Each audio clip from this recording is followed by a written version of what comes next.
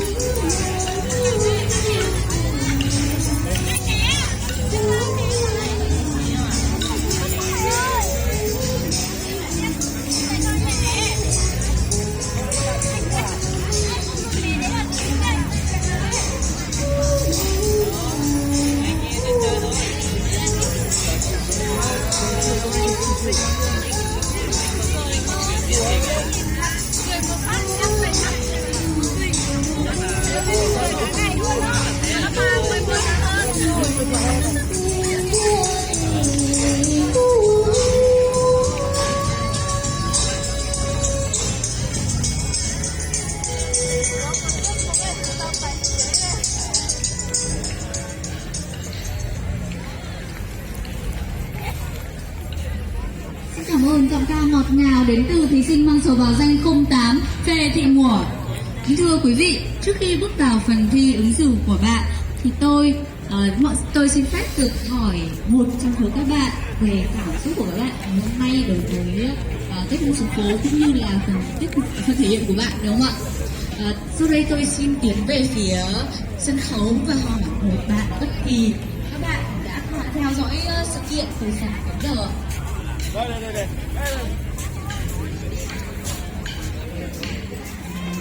Trong phép tôi xin chọn cô gái xinh đẹp nhất, nổi bật nhất và cháu trai thì một hay đúng không ạ?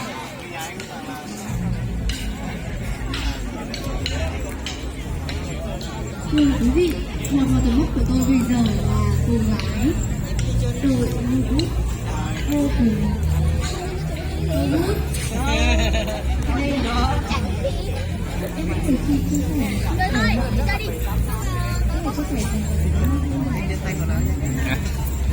thay nhanh chứ quay rồi từ số sao này sao là vua anh đã đâu vua biết cho sao vua anh xin thơm có lại bóc rồi con chế từ con ra sách chưa không câu nó có một chốc to Bên này cho Việt Nam này cho hai cái bao dưới kìa cậu trong bao dưới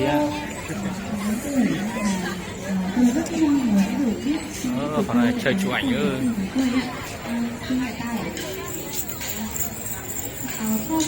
có bài do lùa sẽ có phải tháng mà biết cả lùa biết cả biết cả không phải khi mà có cái nào thì có thể là tôi biết tôi cho mình có thể có đây là khu vực chụp ảnh nhé.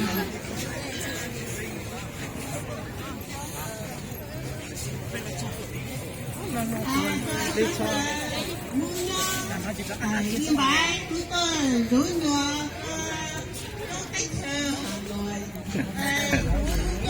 tay trong này là đừng đi cho bạn một chân sẽ có đâu. vui cho có tụi nha sự ai nhớ sẽ đâu thời nhà hóa nhớ em bài đâu sự ai nhớ tự nhiên bà cho tụi nha nhớ sẽ Nghe được.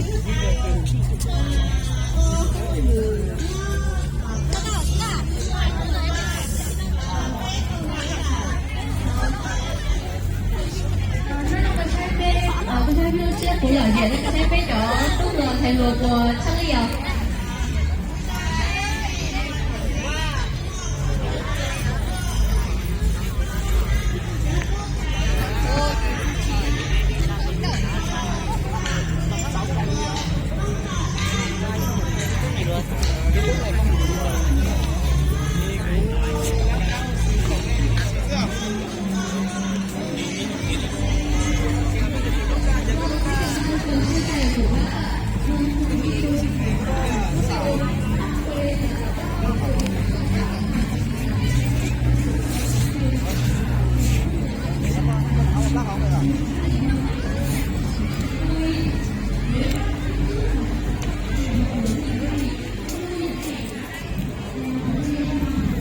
Mời các bạn theo tôi nhé, đi gặp idol.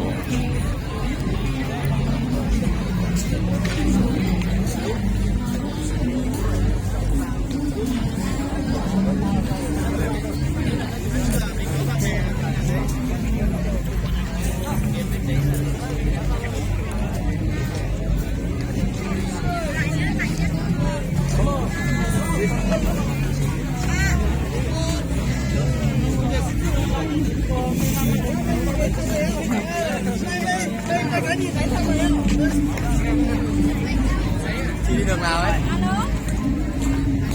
đi lấy đồ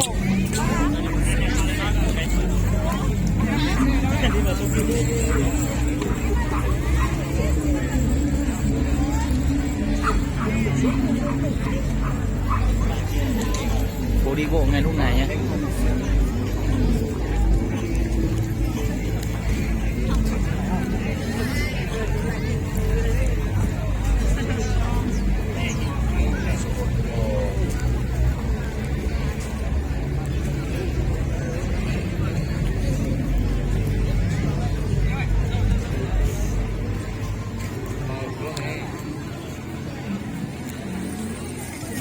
Đông chưa?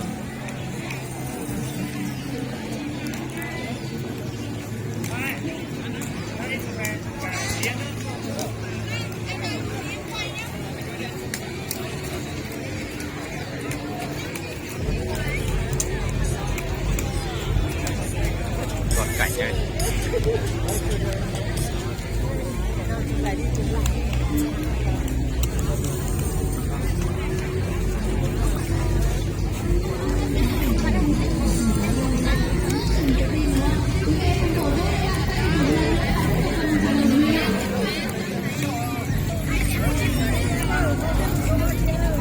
Idol.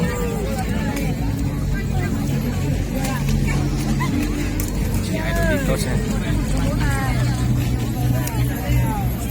chị em ơi cái một số đây bây giờ có cái nhỏ nào cái này ủng hộ mang treo chìa khóa anh chị em ạ treo chìa khóa xong rồi làm cái đến đây một lần Cái này mình mua tân hợp máy trên điện thoại đi. nó mới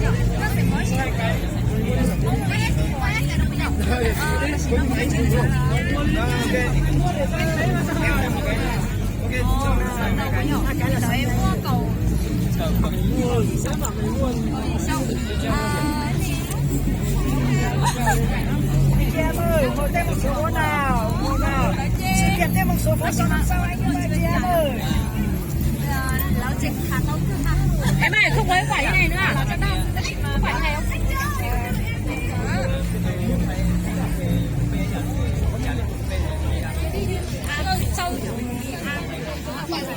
Không nghỉ em.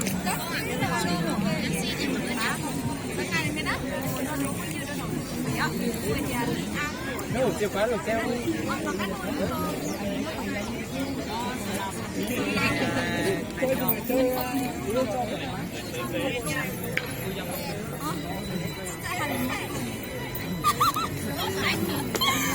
Đừng có ai đâu đâu. Trong đường tốc nhưng mà có thành có lần nhiều lấy cả ông người ta cái này mà điều này là hay sau á.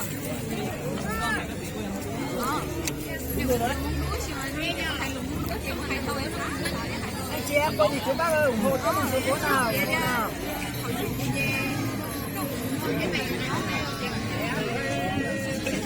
Chị em ơi, một thêm một số nào. Thêm một số nào chị em ơi.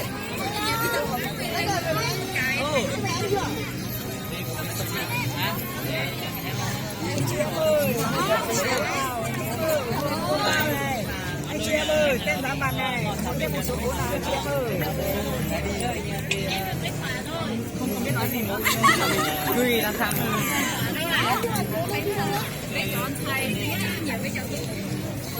Chị em ơi, một thêm một số anh ơi. Chơi đi tí nữa thì